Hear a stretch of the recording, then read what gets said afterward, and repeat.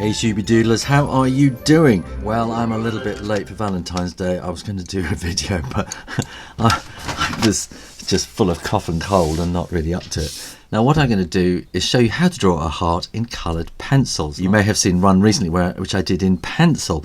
Now there are two things to think about here. So this is, the paper is going to make quite a difference. So here you can see this is quite a toothy kind of paper. And to be able to make it really, really dark, then I'm going to have to really press hard and dent into the paper. Whereas here I've got a much smoother surface finished paper. If I shade that in, you can see that it's a much smoother kind of shading experience. So a lot of this is going to depend on the kind of paper that you choose in the first place. So what paper am I actually going to use is Derwent watercolour paper, and it's 300 grams per square inch. But the thing is, it's superior smooth, perfect for pencils. Now I got this far and I was talking and not concentrating, and my pencil slipped. So I'm going to have to sort of move this over and start again. Now, how do you draw a heart?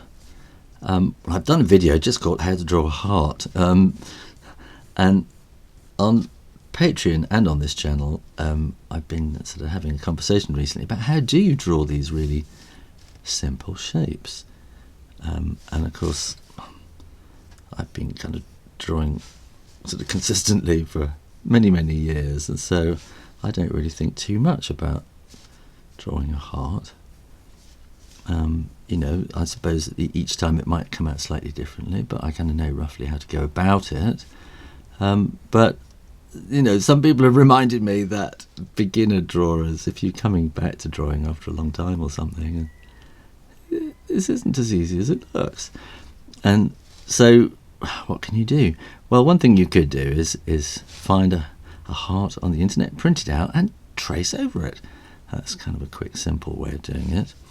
And the other thing is then to do kind of exercises where you get a piece of paper and you draw hundreds of hearts. Now that's not very even, so you want to kind of take your time and try to draw lots and lots of kind of, see, that's not even either. So each time, it's because I'm kind of rushing because I know there's a video to do. So each time just do these little exercises and try to make them consistent so that each half is the same. You might find it easier if you actually put a line down there so that you can see what you're trying to replicate in mirror. But here what I'm doing is I am drawing this incredibly lightly. I'm not pressing hard yet at all, and I'm imagining I'm going to want to have some highlight around about there probably, so that the sunlight or the lighting is coming from this direction. And you would imagine it would be really dark down here, but it's not going to be dark because I want this nice soft gentle kind of heart, and if it was sitting on a sheet of white paper, the white paper would be reflecting up underneath it. It's called ambient lighting, and so this isn't going to be terribly dark, but it will be the darkest line will probably be around about there, and then maybe a bit in there as well, like that. So that's roughly where the darkest bit is going to be. So what we need to do is to really smooth up the edge, and now this is where, oh, there's the fire engine or something. This is where you need to concentrate, and this is where it's very hard to talk and concentrate at the same time. And so I'm trying to be very gentle.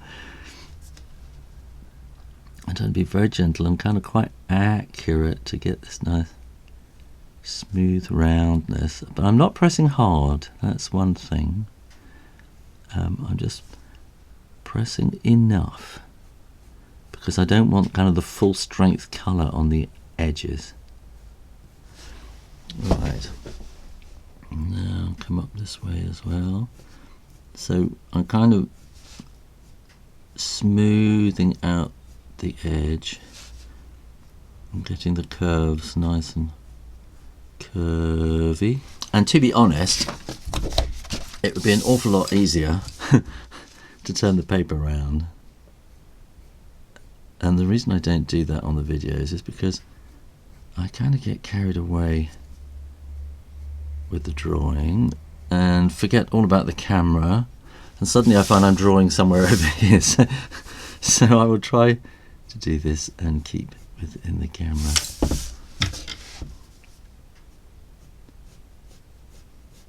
Alright, that's better. Good. So what I'm going to do is to start around about here, and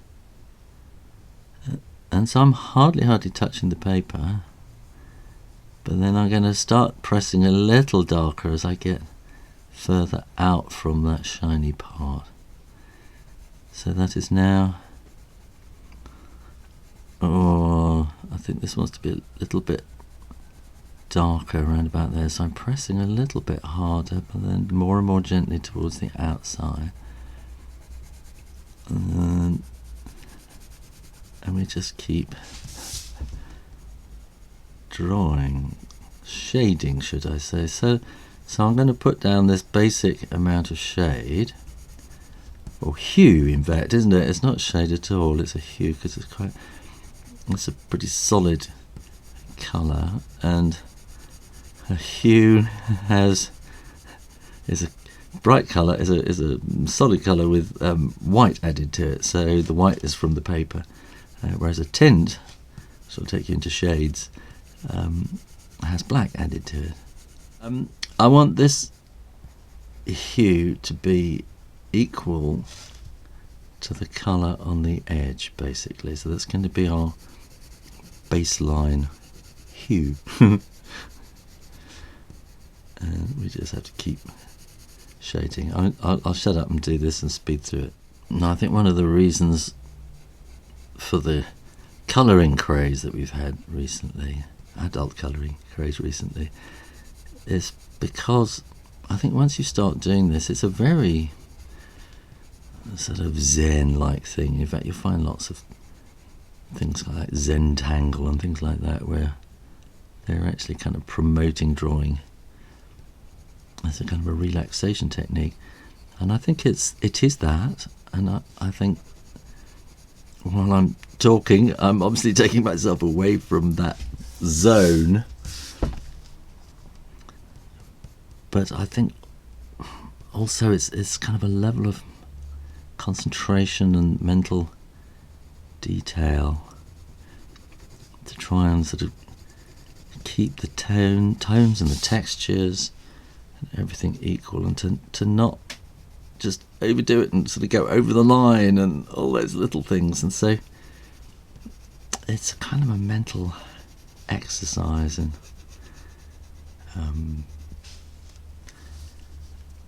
self-knowledge or something, isn't it? It is, in a way. So that's looking quite shiny together already. So now we kind of basically got this the basic kind of shade, tint, tone, hue, and now what I'm going to do is I'm going to start pressing a little bit more along here, because this is where the shade is going to be. Now here what I'm doing is pressing lighter and lighter and lighter towards the edge, so I'm pressing fairly firm there, and then you take the pressure off towards the edge there. And I think it needs to be a little bit darker here, so I'm pressing quite a lot, so that's got quite a lot of red kind of colour from the pencil is now actually down on the paper. And it's, so don't go too much that you go over the edge and spoil it, but we're trying to just smoothly graduate the tone, or the hue from that dark part.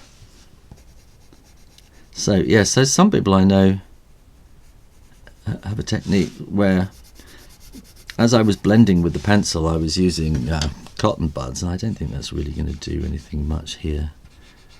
It just doesn't work quite the same, I don't think. But some people will use a mineral oil of some sort, which they will get onto a cotton bud, and they will blend in with that. Which I'm not going to do. I don't think I'm even going to experiment with, because it looks like a technique that requires a lot of effort and practice, and I'm sure you get fantastic smooth blends, but it's something I don't really want to have to spend the time, invest the time in learning. Or not at the moment anyway. I mean, if I get millions of people saying please do, then well, maybe I might, but at the moment it's not on my priority list. So now I'm going to want a little bit of darkness there as well, and I think you can see it's beginning to build up. I think I'm doing this, as you can see, right on on wood, so I think there might be a little bit of wood grain coming through as well. And it's all about just slowly building building it slowly, adding more colour by adding more pressure to the pencil on the paper. And I think you also need to kind of keep the angle of the pencil kind of on the move as well, so that, you know, I'm sure if you manage to do it all in one angle, then I'm sure that would have a really interesting effect on it. But otherwise, keep it on the move to sort of minimise the feeling of lines all over it. We just want a feeling of colour. Now that is looking pretty dark, and I'm going to risk everything now by starting to add a darker tone. Dunkelrot. Dunkel, that means dark, doesn't it? Dark red, yeah, so this is where you can start seeing some lines coming into this. So if I cross hatch it a bit, then it'll take some of those lines away. So now I'm going to do it in curly whirly lines. I think we need a bit up here as well, just to add some extra. And then we are going to want some shade, some shadow on the paper, and that's going to be kind of echoing this curve, and I want this to fade into nothingness really.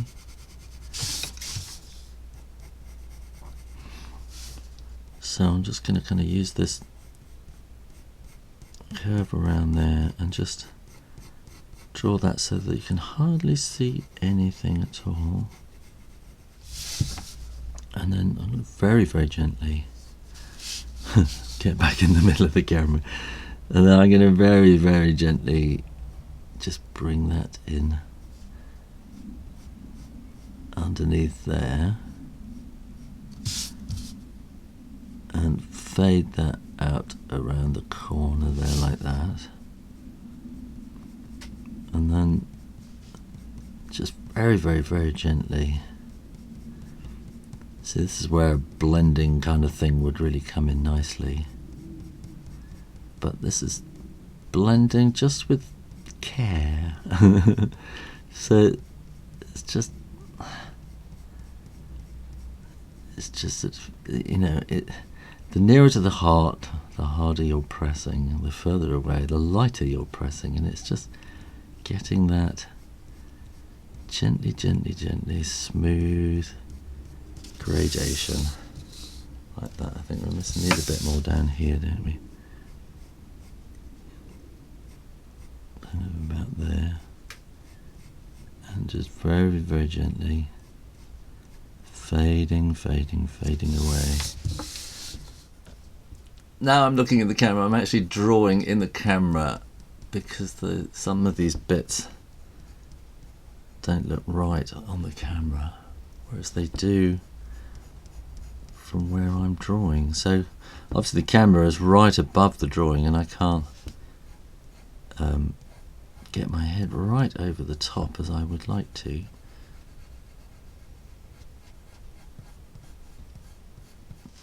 And I think we can have a bit more there as well.